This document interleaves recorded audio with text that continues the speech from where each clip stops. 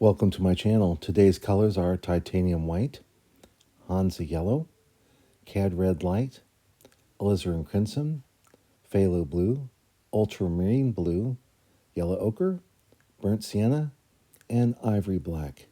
This is an 11 by 14 canvas panel.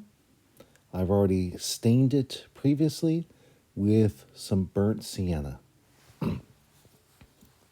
Today we're focusing on painting colorful mountains. I'm using a reference photo today from one of my friends who recently took a vacation to the great state of Colorado. Now I'm sketching in the scene with some burnt sienna, and I'm using a hog bristle brush. I believe this is a number 6 or maybe a number 4. And I think about the picture in terms of thirds. So the top third today is going to be dedicated to the sky. It's not the real focus. The middle section, or the middle third, is going to be the focus, which is the mountains. And there I'm sketching in the mountains, the big shapes at this point. And now I'm just putting the horizon line, and this is going to be for the foreground, where we have some vertical trees, and then in the lower section, some grasses. Now I want to indicate where the tree groups are and begin establishing the vertical shape. And right now it's important to notice that I'm just thinking about these things in terms of abstract shapes. These are just markings to let me know the approximate locations of these tree groups that I see in the photo.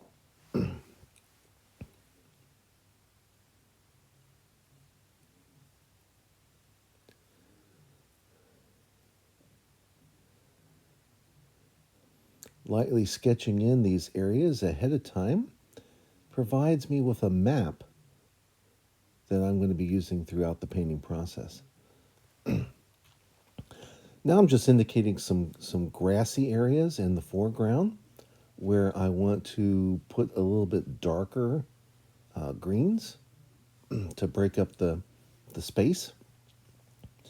And now I'm just using the burnt sienna to lay a little bit of the taller grass that is in the foreground.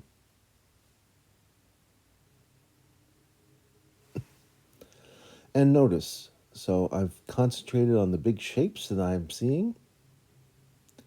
I'm not looking for any detail. If someone came up and saw me painting this way, they might think I don't know anything about painting. You will struggle with this too. There will be times in which you start a painting and it doesn't look all that good. But remember that when you are concentrating on big shapes, this is what it's going to look like. So hold off, don't panic, and we'll get a pretty picture before you're done. I'm taking some ultramarine blue now and mixing that with just a little bit of Hansa yellow to create a very dark green mix. I'm also going to put a little touch of alizarin crimson in here as well. That will add the third of the primary colors, which means that will have the effect of dulling down the green just a tad. And this, I always start with my darkest darks, and the darkest dark today is going to be in the trees.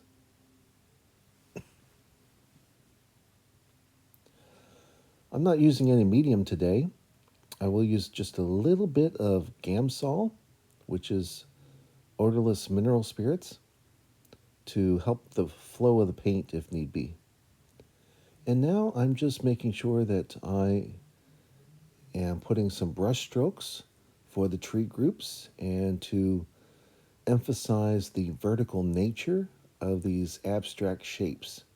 And that's what I'm thinking about, is just the overall effect of these shapes of the trees. I'm not looking for any details. I'm not, as you notice, I'm not drawing trunks of trees. I'm not drawing leaves. All I'm doing is looking for some abstract shapes. And then I'm trying to vary my brush strokes. There will be time later on in the painting in which I can modify these shapes. Keep in mind that oftentimes colors have to be next to other colors, and you have to cover the canvas as best you can and as quickly as you can, and then you will be able to tell the relationships.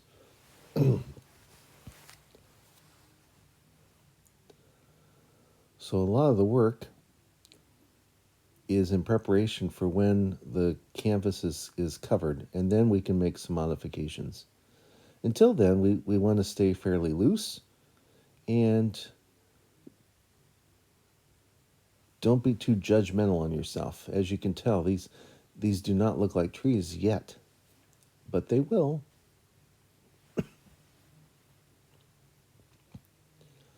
Once again, varying the strokes and concentrating on just the abstract shapes that I'm seeing.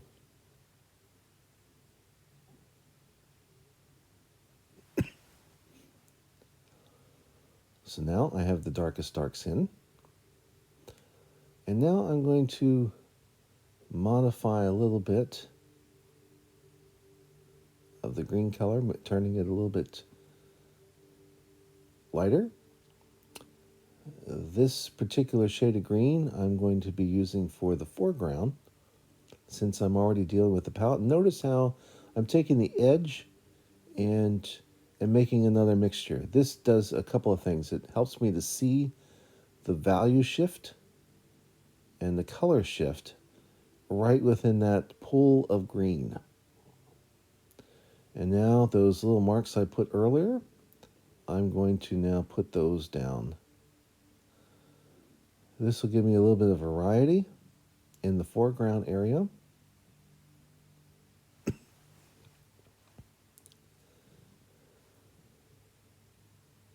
And this will be modified as well later on. I'm just looking at the scene and the shapes and noticing that these shapes have a different color, and I'm getting the overall feel for those shapes in the foreground. And of course, in comparison to the trees, because this is the ground plane, they're not as dark. They're reflecting more of the sunlight because these are shapes on the horizontal plane. Wiped off the hog bristle brush with some paper towels. I use some shop towels. I find that those stand up very well and don't leave any lint on the painting surface when I need to use them. And now I'm cleaning that brush off with the Gamma-Sol, and once again wiping on the paper towel. I've established some of the darks, and now I'm getting a different brush to do some work on the dark shades of the mountains. These shades will be fairly close to the tonal value of the trees. And so I'm taking the ultramarine blue and some alizarin crimson to mix a dark purple. And now I'm adding some titanium white so you can actually see the color purple in that dark mass. And I am mixing in some more titanium white to make sure that its tonal value is slightly different and not as dark as those trees.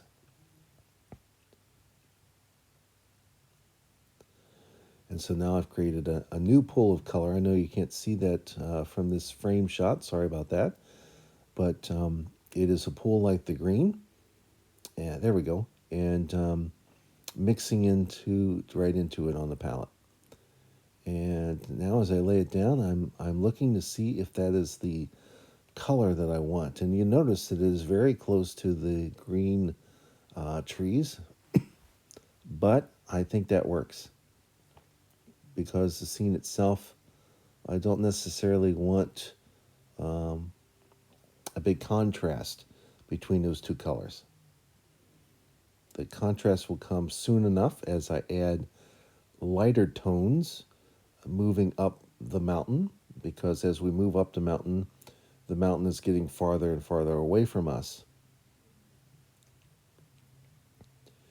And I want to use some bold color. So having this bold purple up against the green, I think is quite effective. We'll know for sure once I get the rest of the canvas covered. Like I said, painting is all about relationships, how one color relates to another in its tonal values. Now I'm going for a lighter value, so I'm mixing in more titanium white, comparing it to the pool that was there before. And I want a big enough pool because this is going to be a large area, a large part of the massive shapes of the mountains. And so now I'm painting down into the darker purple. And at this point, I'm really excited about this color because I think it is pretty close to what I'm looking for. And now, being careful not to obliterate the green and darkest trees on the painting, I am painting into those abstract shapes.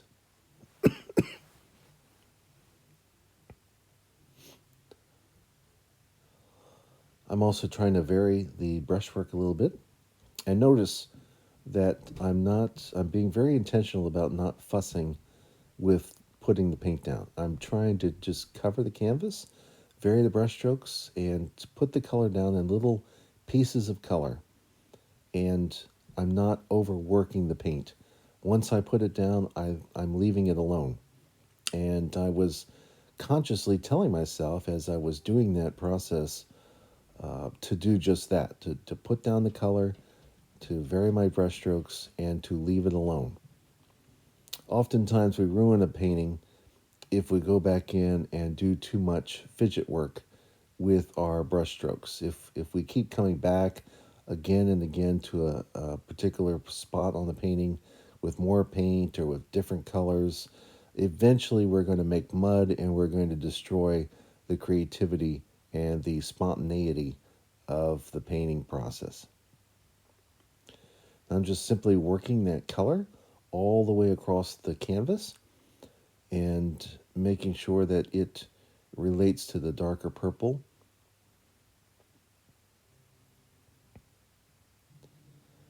And pretty soon here we go. I'm going to be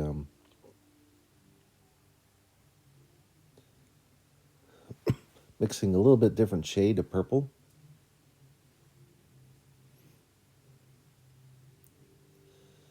This is a little bit darker. And what I'm doing now is I want to establish the lines, the edges of these mountains. I want that to be a little bit of a harder edge in terms, or at least darker in terms of color, so that it will stand out in relationship to the other set of mountains that you see that falls slightly behind these upper ones. And so I'm making that line a little darker to accentuate the contrast that I want.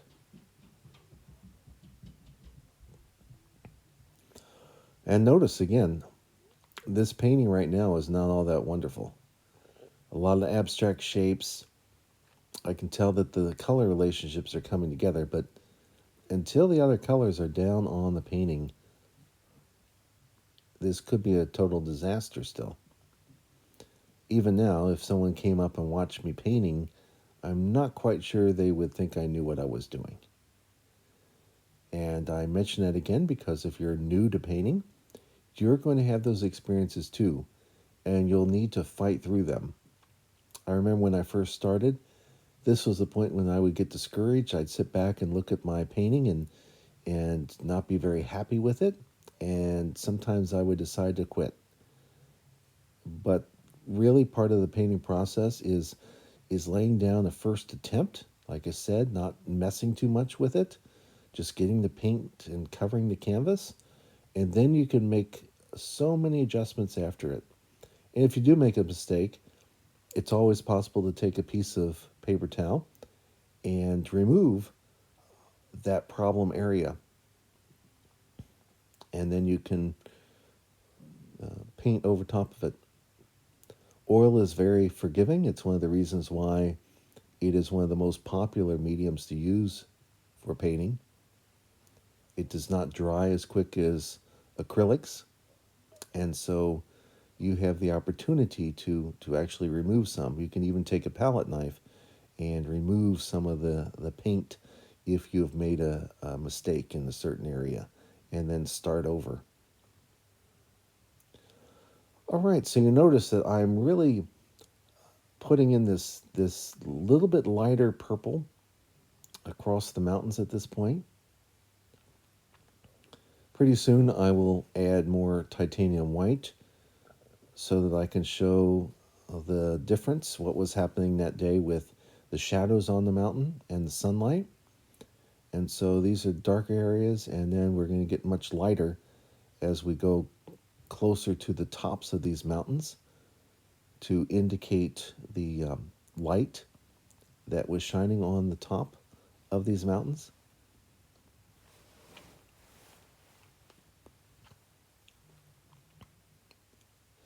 And here I am just showing you briefly that more titanium's being added to that same pile of paint. You don't have to make little piles every time that you're changing the color slightly. You can just take the paint and paint it into your pools of larger color groups. So I've got that green color group and I've got that purple color group. And if, as long as there's room, I'm going to leave those piles alone on my palette. And that way, as we work through the painting process, if I need to come back to a similar color, I've got it right on my palette already mixed, and I can make some variations from there if I need to. It's also a way to save paint. If you always are scraping your palette clean, that's you're not really getting a full benefit of all that paint. So now you can see I've made the transition, and I'm painting a lighter purple color to indicate that these tops of the mountains are further back. Now I'm adding some more titanium white.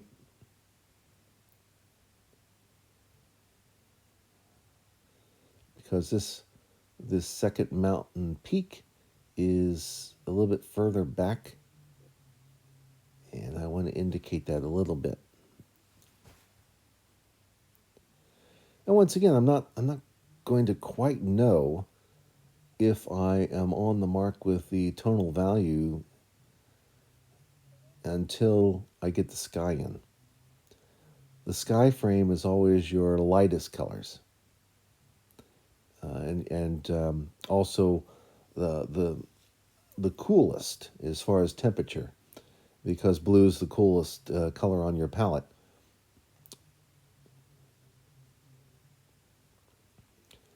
Now I'm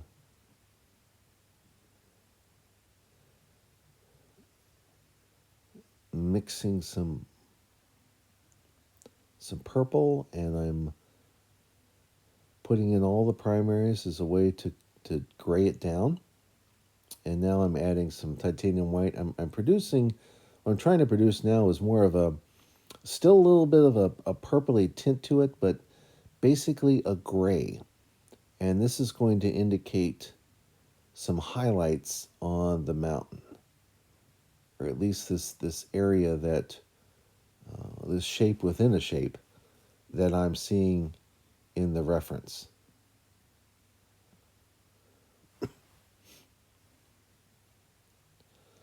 I'll come back and further refine this later. Right now, I just want to note the large area where I see some different colors indicated. And you'll see that it's just slightly colder and lighter than some of the colors around it.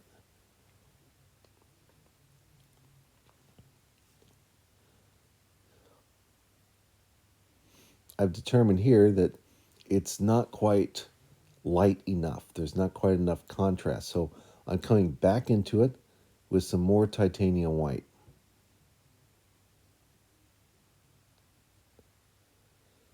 And now you can clearly see more of a more of a contrast.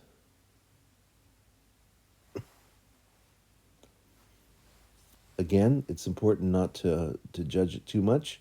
I'm just laying down the paint and trying to leave it alone.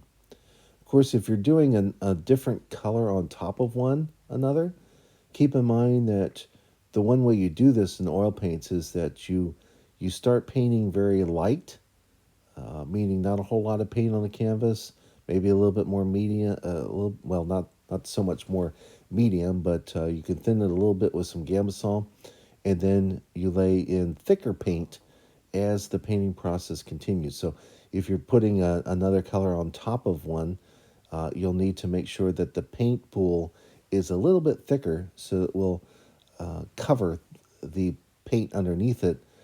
Otherwise, it will just mix with the color underneath it, and sometimes that produces mud. Now, I'm putting in the sky. This is a mixture of titanium white and just a slight amount of phthalo blue. If you used phthalo blue before, it's a very powerful color. I only put a little bit of it on the palette to start with, and only very little along with the titanium white to create the color here. And now I'm actually painting into these other colors that I've already put down. And of course, with sky colors, it's usually a lot lighter near the surface. And then as you go up in the atmosphere, you will notice that the blue becomes darker because it's actually closer to you as you observe it than the far distant sky.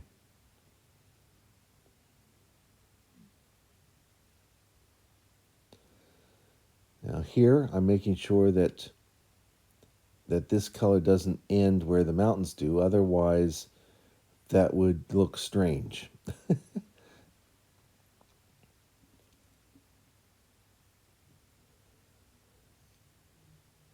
So I'm just laying in that color as quickly as I can as well. I usually paint outdoors, and so I tend to paint pretty quickly in the studio as well. Outdoors, the light is always changing, and so if you're going to capture certain effects, you need to do that as quickly as possible, or at least make some color notes on the canvas, your darkest and perhaps your lightest colors, so that way you can judge the others off of those.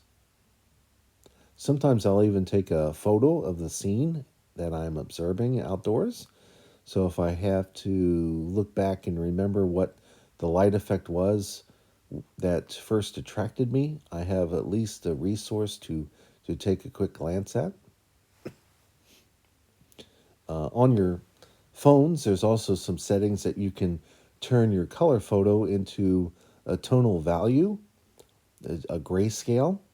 And that sometimes can also help you if you're just a beginner to see the different tonal values and to attempt to portray those in whatever colors you're using as you paint.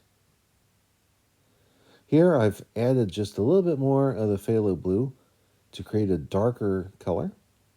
And I'm just going to paint that top edge.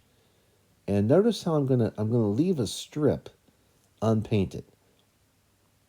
I'm just going to get the top of this, and I'm going to leave some room between the lighter phthalo blue mixture and this darker one.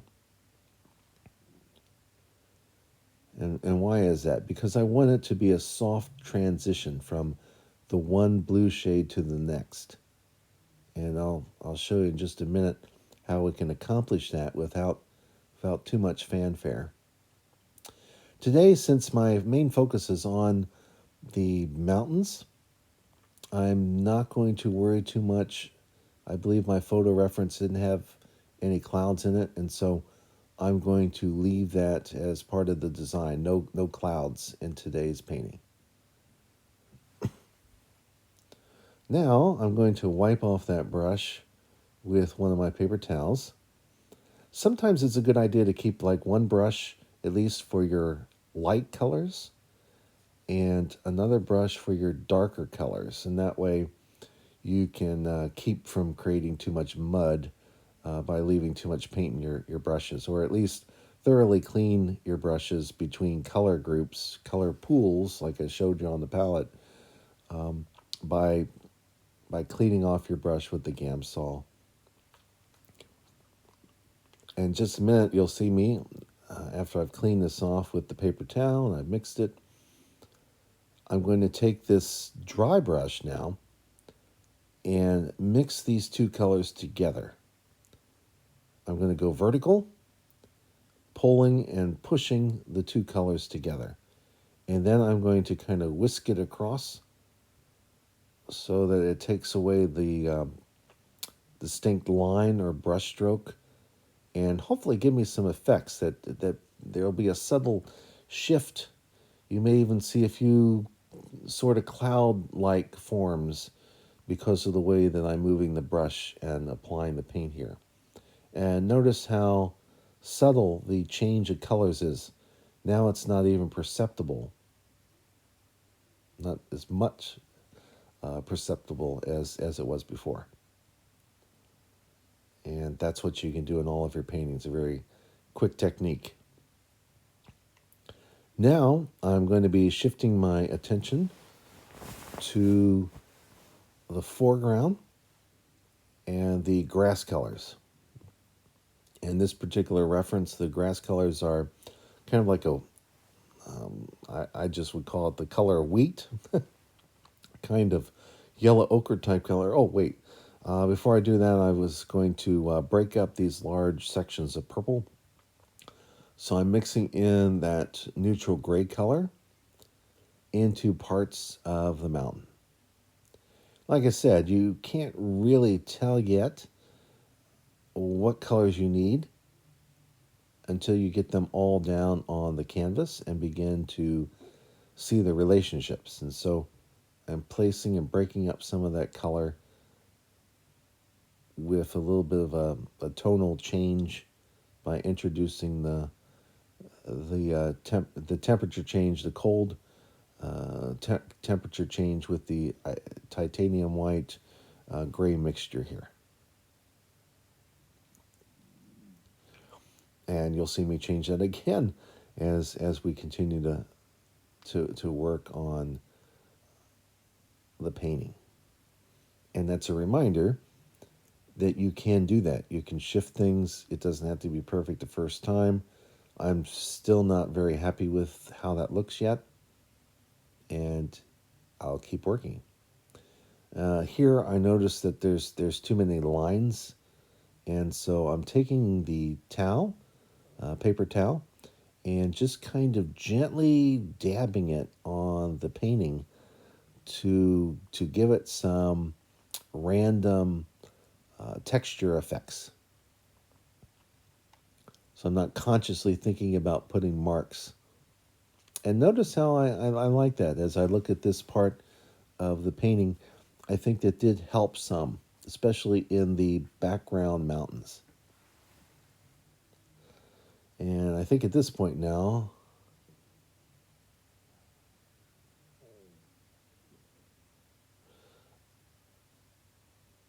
I'm taking that darker purple and I'm basically drawing it up and mixing as we go so that there's not such a drastic break between the line of that darker purple and what lies beyond it. So you can still see that darker purple is still there in spots. I didn't cover up entirely, but I have lessened the effect. Now I'm taking some yellow ochre mixed with some burnt sienna to create a kind of wintry grass color, if you will, or wheat type color, or corn type color, I suppose, depending on where you live. And creating a little bit of a mixture for the foreground area. Oftentimes I will work from the sky to the middle ground and end with the foreground. This is also a way of helping with the colors and the values. We're going to have more color and more vivid color, um, oftentimes closest to us, right? Because those items will have the most detail. Of course, I will not want to make that the focus of the painting, and so even though it will be darker, it will be somewhat muted to put my attention for the viewer on the focal point of the painting, which today's painting focal point is going to be those mountains. So now I've created that mixture, and I'm laying in some horizontal brush strokes to give the sense of some depth moving back into the painting. Think about it. When you're looking at a grass plane, if the grass is far away from you, it looks like it is horizontal.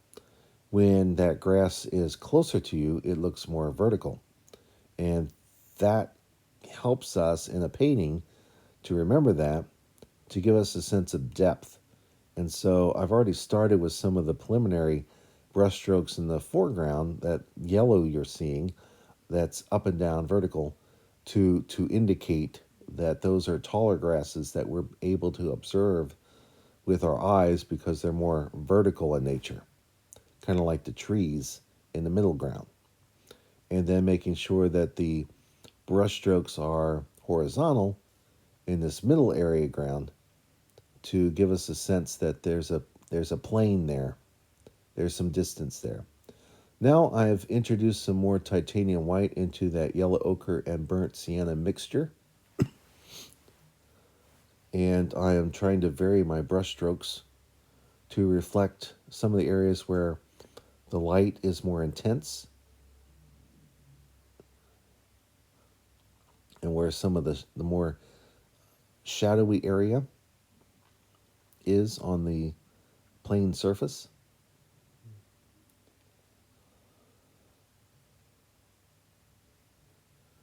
And as we're coming forward, we get more color, right? And so now I'm introducing a little bit more of the burnt sienna to give us a sense of the dirt and other kind of shrub grass that's growing on the plane there.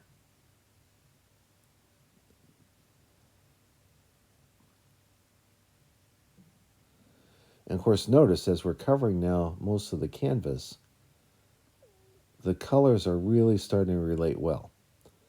Yellow, of course, is a complement of the purple, right? And so having this ground plane intentionally more yellow is picking up and creating a lot of contrast and interest with those mountains. Green naturally is more vivid when it's next to red. And notice then that as I add a little bit more of the burnt sienna in the foreground, it's also helping us to see and to visually mix some of those greens.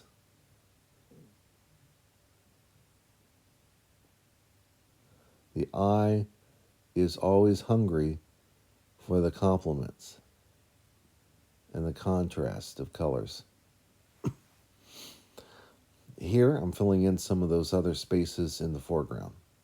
A little bit darker mixture of that burnt sienna. And in order to show a little bit more interest in the foreground, even though it's not the focal point, I'm noticing even now, I need a little bit more darker colors to help us to kind of see the taller grasses that are closest to the viewer. And so I'll be adding those soon. Now the canvas is completely covered and I can begin to make judgments about the relationships.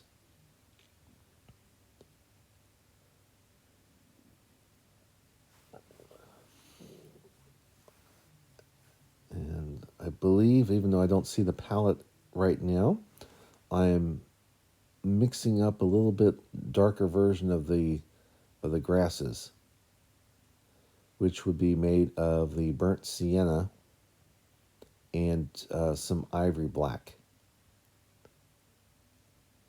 And maybe I'm just applying a little bit more of the burnt sienna at this point And you will see the ivory black being mixed in a little bit later here. Yeah, there we go. And notice how that brings those grasses forward towards the viewer because they are of a darker value.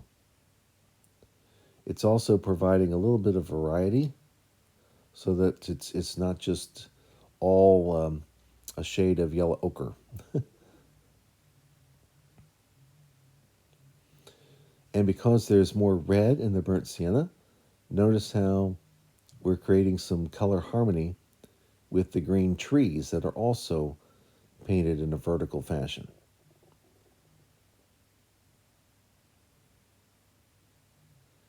And notice there's no detail. All I'm doing is really blobbing some of that color into the landscape and pushing up with the brush bristles, kind of pulling them up with the handle. Again, notice too that I primarily hold the brush by the tip so that there is more variety and randomness to my strokes than if I was holding it like a pencil. Now I've introduced some ivory black into that burnt sienna mixture to further highlight a few of those grass sections up front. And now I'm going back into it. And notice as I do that, once again, I'm pulling that foreground closer to the viewer. There's more contrast with the colors and the shapes. And that vertical element is helping to do that with the grasses. And so in relationship to the lighter areas where the sun is shining more and reflecting off of that landscape, it creates a good contrast in the foreground. And now I can kind of tell that it looks like this painting is going to work. And notice how long it took. We're almost done with the painting, and only now does it really look like a painting. If someone comes up and looks at what I'm doing at this point, I'm happy enough to show them. And they'll probably be able to see that this might turn into a good painting. Earlier, that would not be the case. They would have been polite in saying so, but they might have been thinking as they made their way back to their cars or on their trip that I didn't know what I was doing as a painter. Or, gosh, that poor beginner. You'll have those same moments too. And of course, when you're outside painting and people come up to you, it is fascinating to me how many of them tell me stories about somebody they know who also paints. Or maybe they used to paint.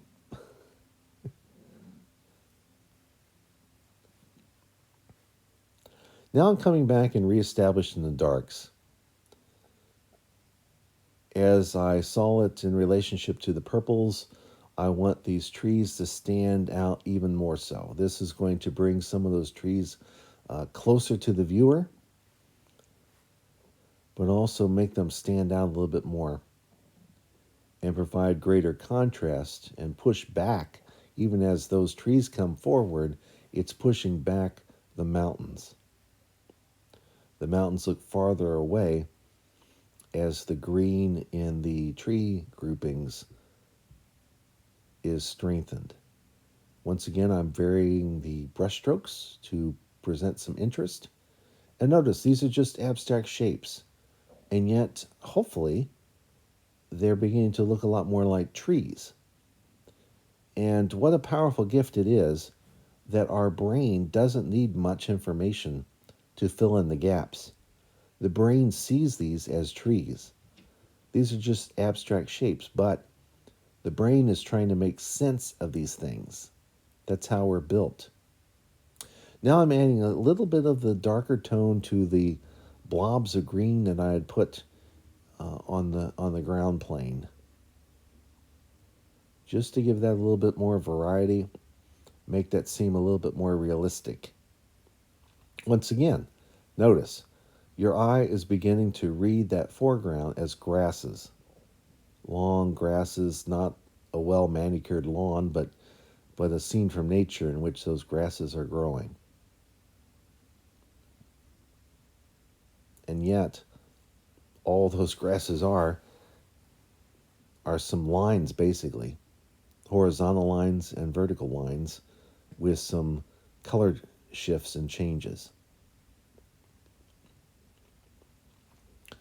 And from the video, I can tell that I like the contrast, especially the spot where the light is on that field, the lighter yellow, and a sense that you're being drawn back into the painting through the grasses and through especially that light patch where the sun is shining is drawing our attention back into the painting near the center, but a little bit off center, I do believe here. Now I want to create a little bit more of the sunlight. So I'm taking some of the Hansa yellow and mixing it with the yellow ochre to create kind of a gold color. And what this is going to allow me to do is create some more contrast and also to provide a few highlights in the ground plane as we're moving back towards those trees.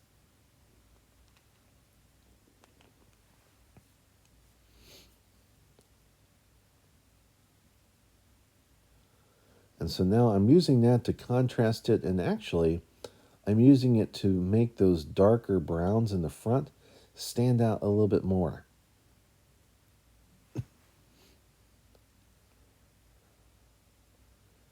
Now you can always overdo it, and remains to be seen whether I've overdone it or not. But I'm putting some little highlights here in the foreground of that yellow.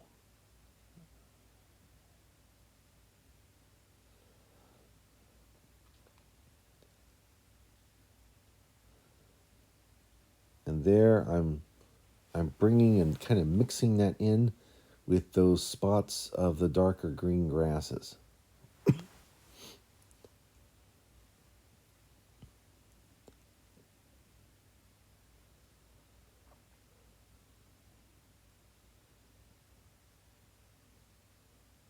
So hopefully the viewer is seeing some more of these grasslands.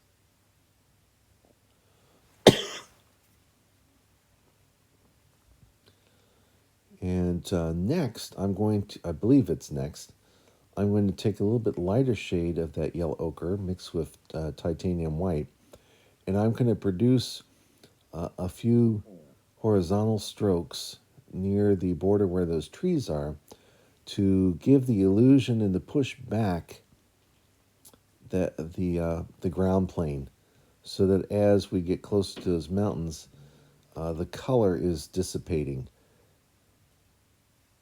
and it will help to push everything back.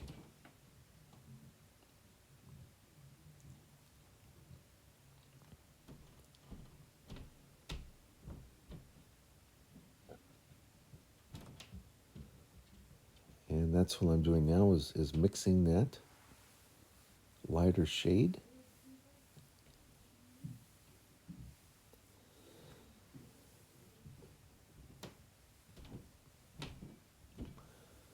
So we're in that process now of refining our shapes, going back and laying a little bit more color, providing some more variety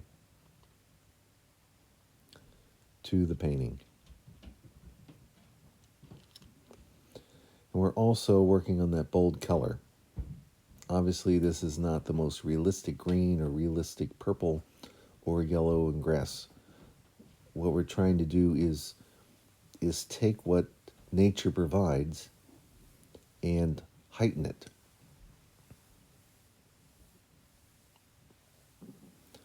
Pulling out just enough to give you a sense of the place and time and space. And look how few details are in this painting. No tree limbs, no trunks, no blades of grass painted individually, and yet the mind sees detail. Now here is where the magic is really happening. Look at this. I was really proud of myself for being able to mix this very light yellow ochre titanium white mix and place it on on the basically the horizon line. And then with just a few brush strokes here, see how that's really pushing back the trees, giving even more space between us and the mountains, so that the mountains seem to really go back further into the painting just because of those few strokes. I'm going to put some on the edges now to make sure that they connect with one another. At least I thought I was going to. Maybe I already did. Now I'm noticing that these purple mountains, there's not enough variety. It still looks like it's just one color mass. And so what I'm looking at is to provide some variety.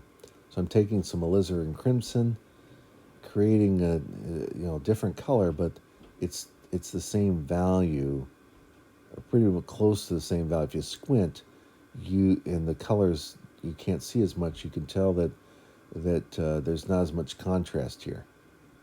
And so now I am picking out a few of the detail spots I see in the reference photo, and then breaking up this large mass of color with some of the tonal value shift with this alizarin crimson red. And notice too that because that red is appearing on the mountain near that clump of trees, it's a complement of the green, right? Red and green, and so it's helpful to the eye to see those colors in combination like that. Now I've lightened my touch on the brush to just subtly suggest some more of that red in the more distant mountains behind it.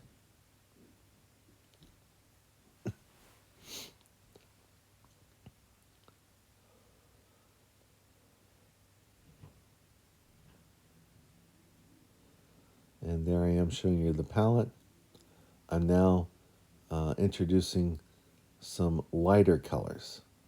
And once again, reworking the lights on the mountain.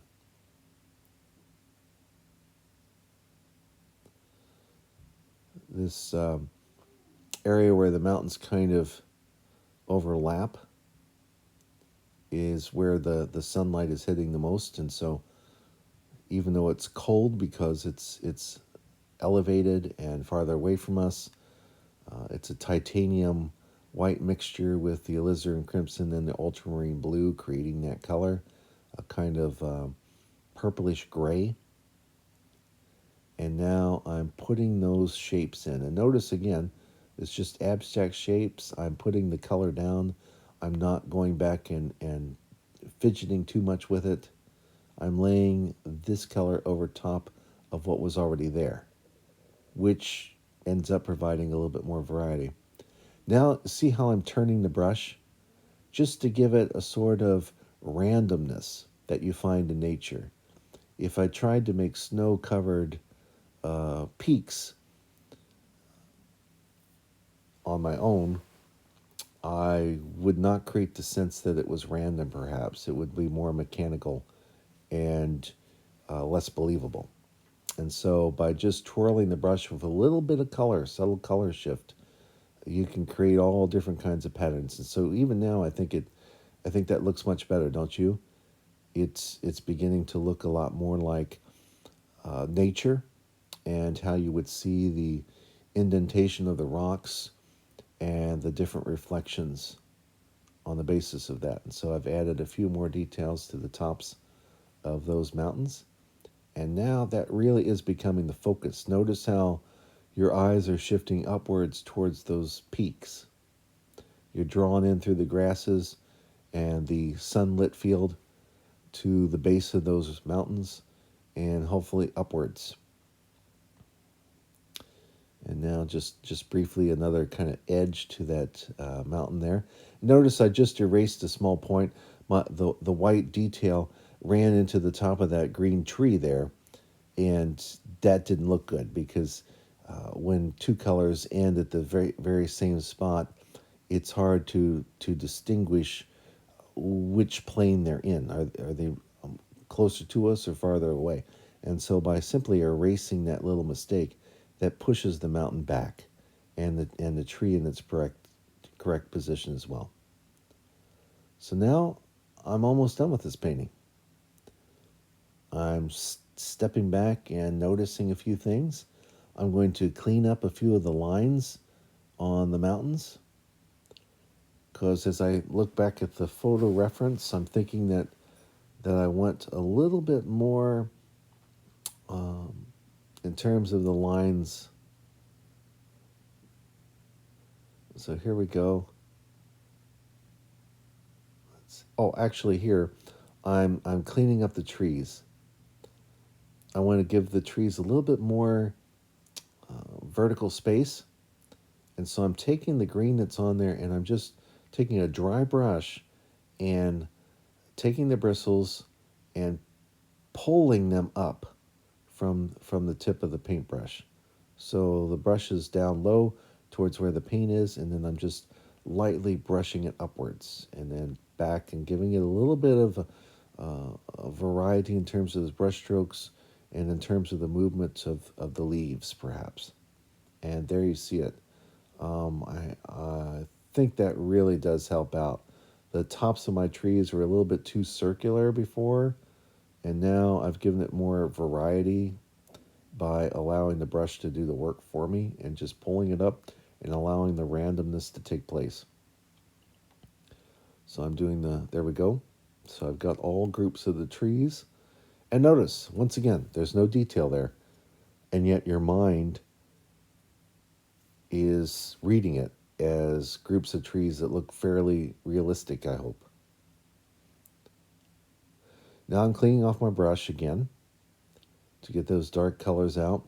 And then I'm going to, I don't like how that mountain pulled your eye off the page. And so I made a couple of strokes here to take us more into the painting rather than out of the painting with how that line was drawn, and provide a little variety in that edge by allowing that one edge there on the mountain to kind of disappear into the sky plane, and the same way there, making a little bit more of an edge. And here I am cleaning up the edges on this other mountain. This is also a dry brush. I'm just taking that dry brush and pushing it through the paint that's already on the canvas to create those shapes. And now I'm going to come and do the same thing with the mountain that's closest. As I look at it, I don't think there was anything wrong with the edges that were on the mountain there to begin with. And now I notice that that's a mistake because it looks like a clear line. So I'm taking and providing a little bit more of a contrast there again so that it looks a little bit more natural. And there's a little bit of a mistake because the paint got up in the sky. But notice how simple it is to make to erase the color. So I just dried the brush, and with my dry brush I just removed that spot. Now I'm going back at these edges on that mountain, trying to clean them up just a little bit, because as I look at them at the reference photo, those edges are stronger. And so hopefully I made them a little stronger with that dry brush technique of just going through and re-highlighting that. And now I'm taking a rubber tool that I use to basically write back into the paint as I sign my name. I like signing it David W. Poe. A lot of Poes out there in this world apparently, and a couple of musicians I think have my same name. So I like to use the middle initial to distinguish which one of these David Poes are we talking about. And there is the finished painting. I'm going to show you a couple of little highlights as I move in with the camera now. Maybe I should edit. Anyway, there we go with some of the close-ups of the shapes. And once again, notice these are just abstract shapes, but they hang together. You're breaking up these color planes with smaller strokes and smaller paintbrushes. And thank you again for watching this video.